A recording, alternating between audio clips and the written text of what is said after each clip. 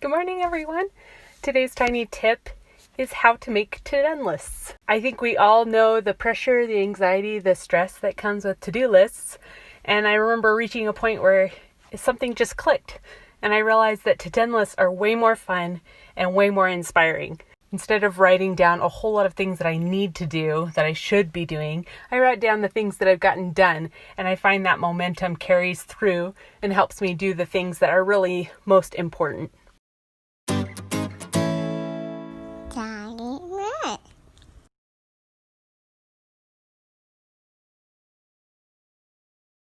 So sure, at the start of the week, I write down what I need to get done. Usually I put it on my phone. And I keep it in the back of my mind during the week. But each day is solely focused on celebrating the wins. Now, if you absolutely have to do a to-do list, and I understand, sometimes that's just the way your brain works, please promise me one thing. That you'll never write down more than 5 tasks, 5 to-dos per page. I'm begging you. And I'll explain more in a minute why that's important. Before I delve into that part, I think we make these long lists because we think that it impresses other people. We may feel like we're getting a lot done the larger our list is. And I think in our society, we definitely look up to those who can get a lot done. But on the flip side, we don't see the burnout that's happening behind the scenes. So these long lists tend to do 3 things. First, they tend to increase your anxiety, which is a no-no. That's what we're working on. So in your mind, you might say, ugh, look at how much I still have to do. The second thing long lists tend to do is they inhibit your brain's ability to choose. It gets overwhelmed. It gets overstimulated. So it says, there are just too many to pick just one. The third thing long lists do is they take your focus off of your priorities and onto the easiest tasks, right? Because you just want to get things off the list. You just want to see that check mark. So you may tell yourself, I will clean the dishes, even though I really should be paying the bills. There's a clear priority here, but one's definitely easier mentally than the others. If you have to have a to-do list, I totally understand, but this is what I recommend. Buy a small notepad and only write down 5 to-dos per page. And when you're done with that first page, tear it out, scrunch it up, and make a big show of throwing it away.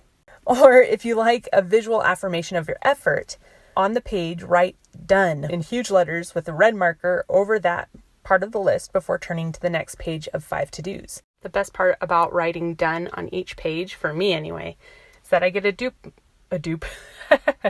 I get a boost of dopamine every time I write that on the page.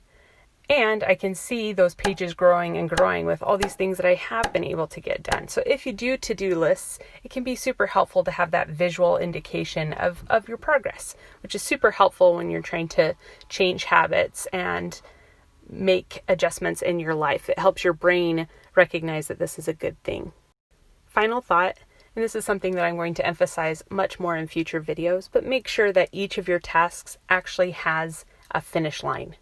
Meaning, instead of practice piano, which could be anything from sitting down and playing chopsticks to working 10 hours on a classical piece and never feeling like you got anything done, i.e. it's never ending, have a goal that actually has an ending in mind. So it can be practicing this one line from the piece or memorizing the left hand. Something like that helps you finish that goal and be able to check it off and say, I did that today.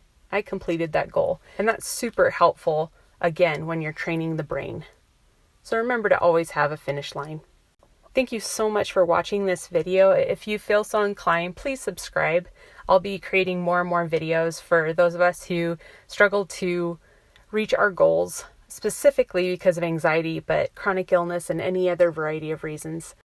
And now for our tiny overview. Today we learned the difference between to-do lists and to-do lists, and why to-do lists can help us overcome our anxiety mental barriers. Secondly, we learned that long to-do lists get in the way of progress because they overwhelm our brain. They increase our anxiety. We find our brain is not able to prioritize. So instead, our to-do lists are made of only 5 tasks per page. Alrighty, see you in the next video. Got it right.